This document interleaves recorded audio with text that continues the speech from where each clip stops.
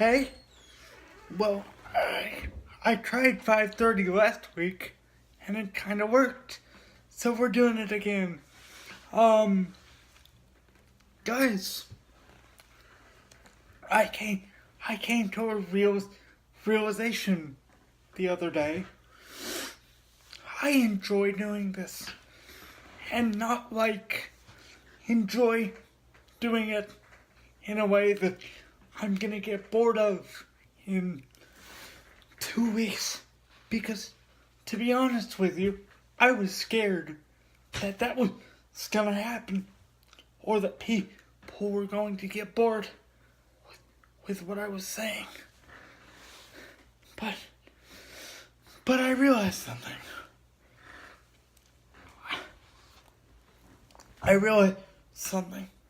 If what you're saying is important, the right people will hear it, and I've got nothing to worry about.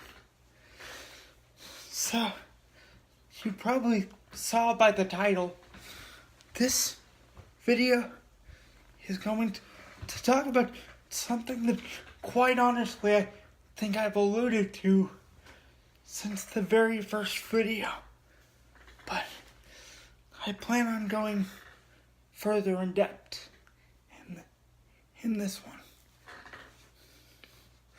And that's this concept of time and how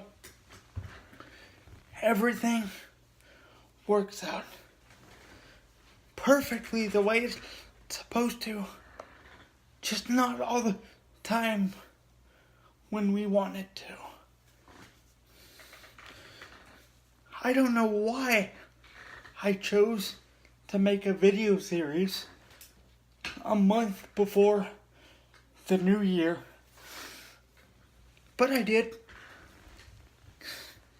And I don't know why 500 people chose to watch last week, but they did. All of this, the only thing that I control when I do these videos is my mouth. And what I mean by that is I control the rate at which I speak, and more or less how positive I choose to be. Everything else, I come in with an idea, because if I didn't have ideas, these videos wouldn't exist. But the topics aren't exactly scheduled out. I mean, I've got topics set up for the next month, but it's not necessarily going to... I don't have them scripted. I will never have them scripted. I just have a title and work around the title. What God does that I find really cool, or have found really cool in the past, is what God chooses to do with the words I say. And watching the glorious things that can happen through that. So the story today is not an uncommon one, especially with me. It's the story of not necessarily waking up and having everything planned out, and just letting God do His thing. I have met people at the exact time I was meant to meet them. People have left my life at the exact time they're meant to leave my life, and people have come back into my life the exact time people are meant to come back into my life. Nothing is a coincidence. Timing is one of the biggest, what I like to call 2020 moments. Sometimes I lay awake at night and wonder why so and so happened when it did. And then I have kind of a domino effect. Well, if this didn't happen on May 12th, 2012, then this wouldn't have happened the next day, which then causes this to not happen the way it would have happened. And I know I've got weird breath control issues today, and you're gonna have to forgive that. But the point is that you may not know why something's happening right now, but when God wants to make something clear, He will. I never delete emails or text messages. You know why? Because I look back on them and I go, that's why that happened the way that was supposed to. So, wherever you are in life right now, whatever's going on, I only know what's going on with a very select group of people. And even then, I try not to pry too deep, because it's not my business. But the one thing that I've stayed firm to for a number of years is stuff happens for a reason. It might be God is weird. He will reveal stuff maybe 6 months later, or like a year later, or 5 years later, or 10 years later. But you'll look back and realize that God is putting together a puzzle right now, but you just might not be able to see all the pieces. And that's kind of what these videos are. They're puzzle pieces, but I have a puzzle in mind. I just don't know where all the pieces go yet. And I want y'all to know that this is not an act. If it was an act, my breath control would be better, or my way of speaking would be better, because I would go to an acting coach and they would teach me, say this in this way. The reason why these videos are done so off the cusp is twofold. It's one, to let y'all know that what you see is what you get. I'm not changing this is me, my everyday life. And two, is to let you see that there is something going on here that I can't explain.